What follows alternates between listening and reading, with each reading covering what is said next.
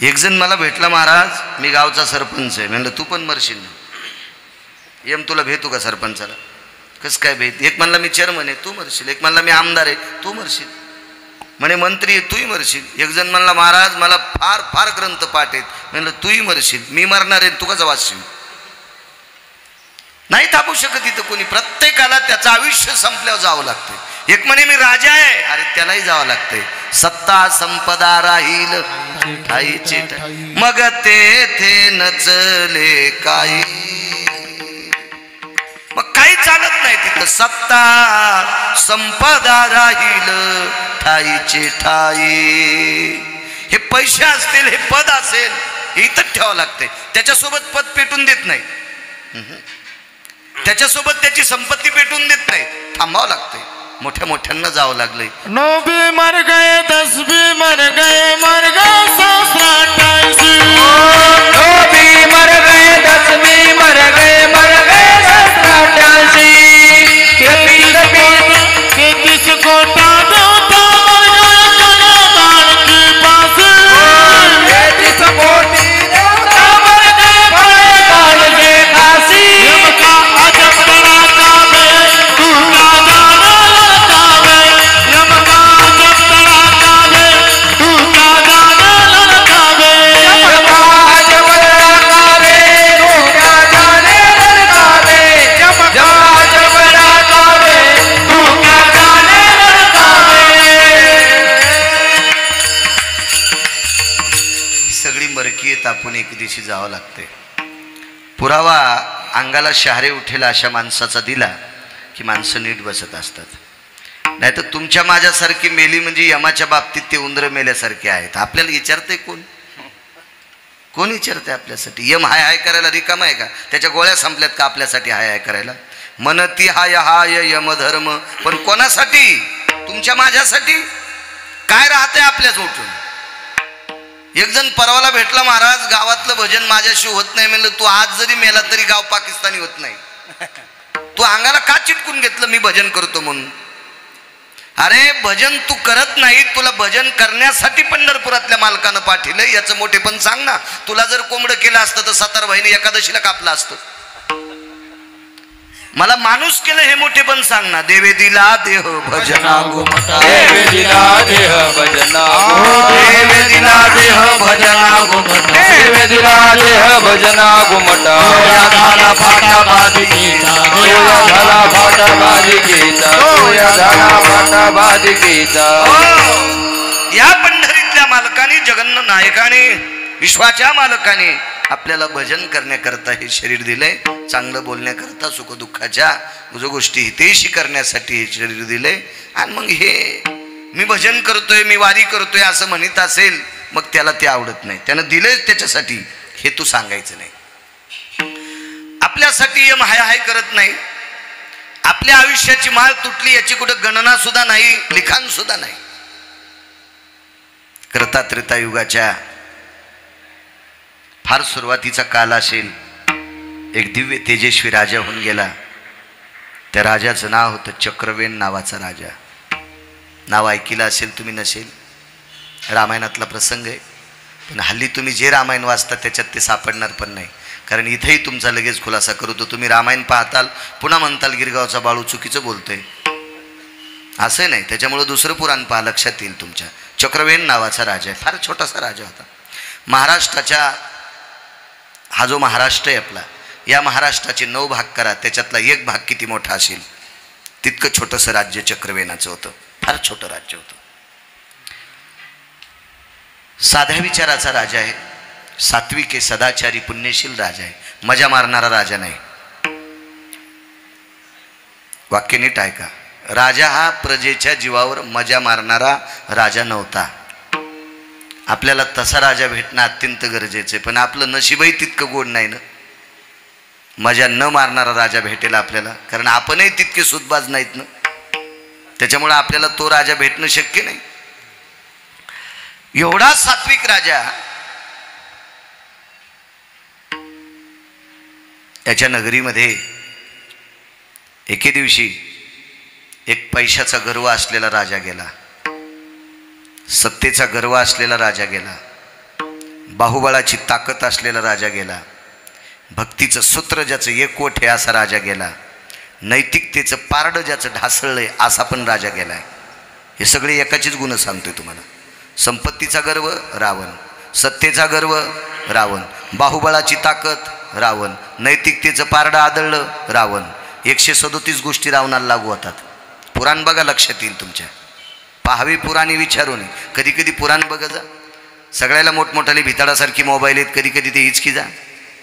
फायदा होईल आपला फायदा होईल. उद्या आपल्या नातवाला पंतवाला ती गोष्ट आजोबा सांगत राहतील, आजी सांगत राहतील, त्याच्याकरता चांगलं पाहण्याचा प्रयत्न करत जा. या सगळ्या गोष्टीनं परिपूर्ण असणारा राजा रावण चक्रवेन राजाच्या नगरीत गेला. त्याला सैन्य किती असेल माहिती आहे? 127. चक्रवेन राजाला सैन्य होतं फक्त 127. रावणाकडं हत्ती घोडे असतील लाखाच्या, अब्जात, कोटीच्या याच्यात. चक्रवेन राजाच्या नगरीमध्ये राजा रावणाचे 200 हत्ती जर सोडले तर चक्रवेन राजाच्या नगरीतलं एक मातीचा कण सुद्धा शिल्लक राहणार नाही, पूर्ण तुडून जाईल. झाडझूड राहणार नाही, दारं घरं राहणार नाहीत. एवढी राजाची संपत्ती रावणाची. पण एवढा मोठा श्रीमंत रावण त्याच्याकडे जयपत्र मागण्यासाठी गेला. तुटला आयुष्याचा दोरा सांगतोय. गरज नव्हती एवढ्या रावणानं जाण्याची. काय गरज होती? किती मोठा रावण आहे कल्पना करा. पण रावण हा अतृप्त आत्मा होता. अतृप्त आत्मे कोणाला म्हणायचं माहितीये का? देवानं आपल्याला सगळं देऊनही दुसऱ्याचं खपत नाही, त्याला अतृप्त आत्मा म्हणायचं. अरे बाबा, तुला 10 एकर जमीन दिली, पाण्याची जमीन आहे, बागायती केलीस, द्राक्ष लावलेस, काय फळबाग केलेस वगैरे वगैरे, आणि 2 एकरनं एक जणानं मस्त टमाटे वगैरे लावले, तर त्याचे पाहिलं याच्या पोटात डब्बा उठला. तुला 10 एकर आहे ना, त्याला 2च एकर आहे ना. तुला 10 एकर असून दुसऱ्याची 2 एकर सहन होत नाही, याला रावण म्हणायचं. याला अतृप्त आत्मा म्हणायचं. अतृप्त आत्मा, अतृप्त आत्मा होता. 127 सैन्य ज्या चक्रवेनाचं, त्याला जयपत्र मागायचं कशाला? रावण हा जयपत्र मागण्यासाठी ज्या वेळेला चक्रवेन राजाच्या नगरीत गेला, तर चक्रवेन राजाच्या नगरीतले काही महिला पाणी भरण्यासाठी विहिरीवर आलेल्या होत्या. आडावर पाणी काढीत होत्या, रहाटानं पाणी शेंदत होत्या. तेवढ्यात रावणानं विचारलं, चक्रवेनाची नगरी हीच आहे का? जी. मी लंकेचा राजा रावण आहे. त्याचं विमान तिथंच थांबलं होतं. रावणाच्या विमानाला काही लँडिंग काही करण्यासाठी ते काय पॅड वगैरे, काय हेलिपॅड वगैरे, असं काही विमानतळ वगैरे काही करायची गरज नाही. त्याची मनाच्या स्थितीतले विमान होते. रावण फार प्रगल्भ होता. रावण हा बुद्धिवादी होता. रावणाच्या जीवनात एक सात्विकता होती. रावण हा चांगल्या लोकांना जवळ घेत होता. म्हणून पंढरपुरातल्या मालकाला मारायला जड गेला. ज्यांच्यासोबत माणसं चांगली असतात का, ती माणसं कोणाला ऐकतच नसतात. आणि ज्यांच्यासोबत माणसं फुटके असतात का, ती माणसं कधी बी झोपलेली असतात. रावणाची एक जीवनातली एक फार नाविन्यता होती. रावण चांगल्या माणसांना आपल्याकडे घेत होता. आणि काही चांगली रावणाकडे जर नाही आले तर रावण आठवड्यात 2 वेळेस त्यांच्याकडे जात होता. म्हणून रावण हा इतका वर्चस्वात अधिकारी होता की पंढरपुरातल्या मालकाला मारायला रावण इतका जड गेला की त्यांना घाम येत होता पंढरीतल्या मालकाला. रावणाची कारण कधी पण माणसानं सात्विकाकडे गेलं पाहिजे. सात्विक लोक आपल्याकडे घेतले पाहिजे. माणूस जेवायला बसल्यावर द्रोण फुटका नसावा. आपण जर जेवायला बसलो ना, तर आपल्याला जो द्रोण येतो का, द्रोण हा फुटका नसावा. फुटक्या द्रोणात वरण घेतल्याच्या नंतर पोळी येईपर्यंत वरण गळून जाते. मग जेवताना द्रोण जर फुटका घेतला तर जेवताना फजिती होती. मग फुटके माणसं जंग ठुल्या हे आपल्याला नीट होतेत का? हे कधी बी फोडते ना नालायक आपल्याला. विठाला विठाला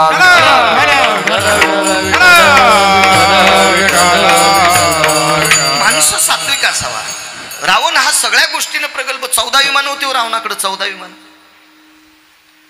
रावणाकडे जे विमान आहे आता एका देशातल्या व्यक्तीकडे नाही. महासत्ता देत असेल जपान, अमेरिका, यांच्याकडे पण ते विमान नाही. आपल्याकडे तर नाहीच. आपण तर डोकंच लावू नका. आपल्याकडे पण नाही. ती 14 विमानं. त्याला पेट्रोल लागत नाही, डिझेल लागत नाही, काही लागत नाही. मनाच्या वेगानं जाणं आहे. त्याच्यातलं एक विमान सांगतो. रावण किती बुद्धिवादी असेल. रावणाकडे तत्वकुंभ नावाचा एक विद्वान व्यक्ती होता. तत्वकुंभ नावाचा व्यक्ती विद्वान होता. ह्या तत्वकुंभ नावाच्या व्यक्तीने रावणाकडे विमानं तयार केली. त्याच्यापैकी प्रभदत्त नावाचं एक विमान होतं. त्या विमान सीतेला घ्यायला पाठवलं माझ्या जगाच्या मालकिनीला. काल विश्वाच्या मालकाचा जन्मदिवस होता. प्रगट दिन होता कालचा. प्रगट उत्सव होता. काल ब्रह्मांडाचे मालक काल दुपारी जन्माला आले. आयोनी संभव जन्मला राघव. कालचा दिवस भारतीय संस्कृतीतला हृदयावर कोरलेला दिवस आहे. एक संस्कृतीतलं सूत्र या विश्वाला चौकटीच्या आतली मर्यादा शिकवणार एक नाविन्यपूर्ण रत्न ब्रह्मांडाचा मालक कालच्या दिवशी जन्माला आले. अशा विश्वाच्या मालकाची धर्मपत्नी सीताई साहेब अशोक वाटिकेमध्ये डांबून ठेवल्या.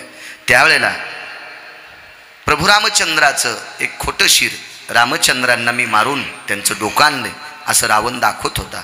सीताई साहेबांना त्या गोष्टीचं दुःख झालं की माझ्या मालकांना कसं मारलं असेल, भावना तळमळ असती. आणि राक्षसनीने बाहुबळाने सीतेला त्या विमानात टाकलं. रावण किती विद्वान होता याचं एक थोडंसं सूत्र आहे का. त्या विमानात ज्या वेळेला सीतेला टाकलं, विमानात सीतेला टाकत असताना त्रिजटा नावाची जी मैत्रीण होती ती रावणाच्याच कुळातली होती, पण सात्विक होती. राक्षसाच्या कुळात पण सात्विक लोक जन्माला आले. बिभीषण हा भजन करणारा जन्माला आला. बिभीषणा इतकं भजन मला असं वाटतंय आतापर्यंत बिभीषणासारखं भजन करणारा महाराज मला सापडलेला नाही असं म्हणणार नाही, पण माझं नशीब फुटकं, मला तितकं गोड भजन करणारा महाराज सापडला नाही. कारण बिभीषणाचं भजन किती गोड होतं सांगू तुम्हाला. असा कोण महाराज आहे त्याचं धोतर पेटील्यावर त्यानं भजनानं इजवायचं. तुम्ही आता माझ्या धोतराला काडी लावा आणि म्हणायचं महाराज पाणी टाकून इजवायचं नाही, तुम्ही भजन करा धोतर इजवा. कसं इजन अख्खा जळण बाळ्या. माझ्यावर घेतल्यावर तुमची खसखस पिकली, तुम्ही नाही जळायचे का? तुमचं भजनानं इजन का? नाही इजू शकत आपण. पण बिभीषणाचं भजन इतकं गोड होतं महाराज. नागपूर प्रतीतला अभंग आला, प्रतापे सबळ नामाची या, प्रतापे सबळ नामाची या, प्रतापे सबळ नामाची या. तुका म्हणे अग्नी झाला से शीतळ, म्हणे अग्नी झाला से शीतळ, म्हणे अग्नी झाला से शीतळ, म्हणे अग्नी झाला से शीतळ. प्रतापे सबळ नामाची या, प्रतापे सबळ नामाची या, प्रतापे सबळ नामाची या. तुका म्हणे अग्नी झाला से शीतळन, प्रतापे सबळ नामाची या. महाराज अख्खी लंका जाळली, आग लगी लंका में हलचल मचाई, विभीषण की कुटिया कैसी बचाई रे. एकट्या विभीषणाचं घर का जळालं नाही तर तो त्या घरात बसून भजन करत होता. भजनानं स्वतःचं घर जळू देत नाही. इतकं सुंदर भजन करण्याची व्याप्ती कोणाची. आपले भजन गोड, चालू भजनात तंबाखू, म्हणजे घोंगड्या खराब केल्या नालाय का तो. आणि तुझं भजन देवाला कसं आवडेल, विठाला विठाला विठाला.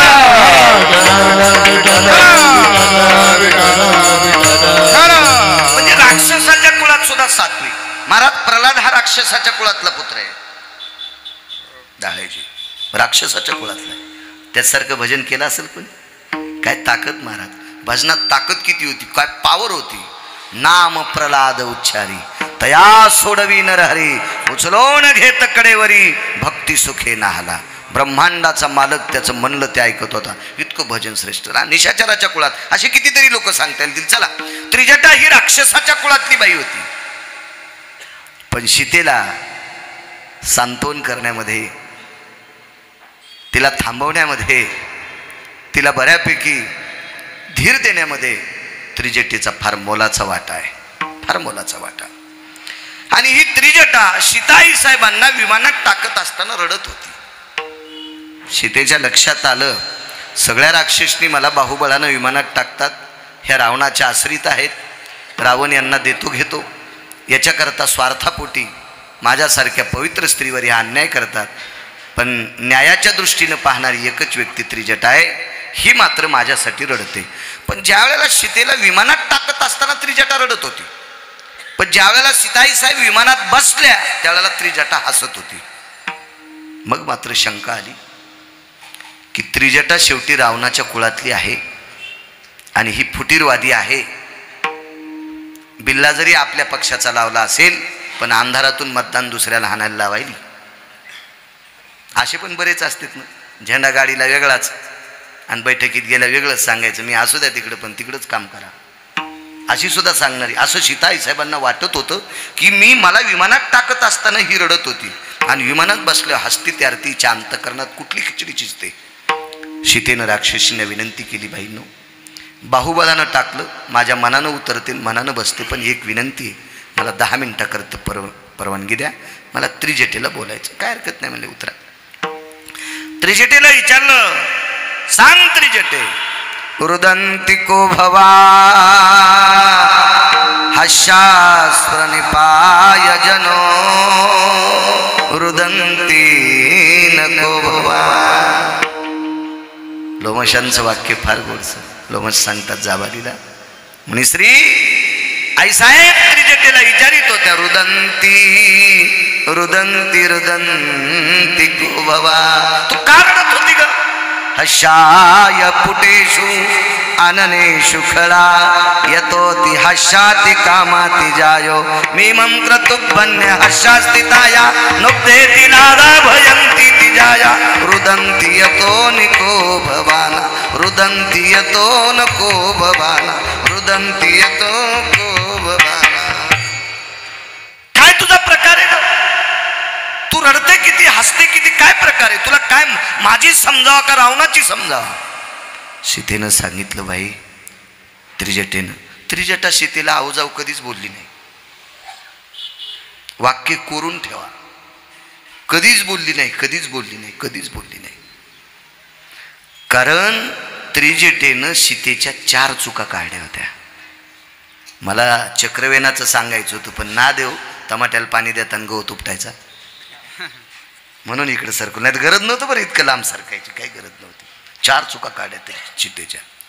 पहिली चूक काढली, तू ब्रह्मांड नायकाची पत्नी असताना खोटा महाराज तुला ओळखीता कसा नाही आला? रावण तो चुकीचा महाराज आहे. सीतेनं सांगितलं तो महाराज म्हणल्यावर खोटा कसा म्हणून? मग त्याच्या अंगावर जर भगवे कपडे असतील तर बाईला घेऊन जातो त्या अर्थी खोटा नाही का? भगव्याला बाईचा काय संबंध असा? हा, ज्याला दिसतच नाही त्यानं चष्म्याच्या दुकानात कशाला जायचं? ज्यानं लग्नच केलं नाही त्यानं लुगड्याच्या दुकानात कशाला जायचं? चुकीत का नाही काही गोष्टी? हे तुला कळालं नाही का? तू तर लक्ष्मी आहेस. अशा बऱ्यापैकी आणि उपचुका तर इतक्या काढ्यात. त्याच्यामुळं सीताई साहेब त्रिजटेच्या पुढं लवून राहत होत्या. इतकी भारदस्त वजनदार त्रिजटा होती. महाराज तिचं वजन सांगू किती होतं? पुढच्या अवतारातही सोबतच राहिली लग्नाच्या वेळेला. रावण मारल्याच्या नंतर विमानात बसून देताना प्रभू रामचंद्रासोबत सीताच होती. आणि पुढच्या अवतारात शिशुपाळासोबत लग्न मोडल्याच्या नंतर कृष्ण परमात्म्याच्या रथात बसून देताना त्रिजटाच होती. फक्त नाव होतं सुजया. मागचं नाव त्रिजटा आणि पुढचं नाव सुजया. कधी कधी पुराण पाहायचं डोक्यात ठेवी जाणं, विडाला विडाला विडाला.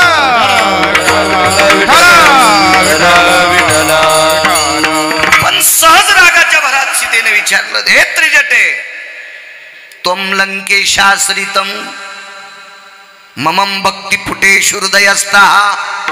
तू रावणाची आश्रित आहेस का भक्तीने माझी झालीस का तुझी भक्ती खोटी आहे? नेमकं काय?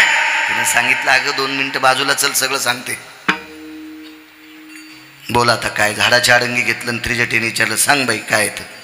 सीताई साहेबांनी सांगितलं, त्रिजटे, मला विमानात राक्षसनी टाकत होत्या त्यावेळेला तुरडत होती आणि मी विमानात बसल्याच्या नंतर हसत होती, याचं कारण काय? तिनं सांगितलं, सीते, हे सीते, कधी कधी सखे म्हणायची.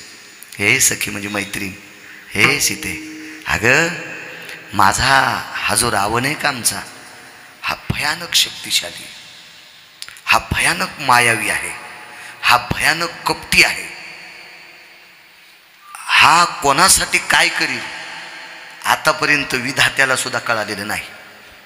म्हणून राम मारणे रावणात ताकद नाही. पण डोकं कापून ठेवलं होतं अशी माझी पण शंका होती, खरोखरच रामाचं आहे का काय? आणि मग राम जर मृत्यू पावले असतील तर तुला विमानात घेऊन जात असताना बाहुबळ पडून तुला गांधर्य पद्धतीने विवाह लावण्याची पद्धत रावणाकडे आहे आणि तो करील, याच्याकरता मी रडत होते.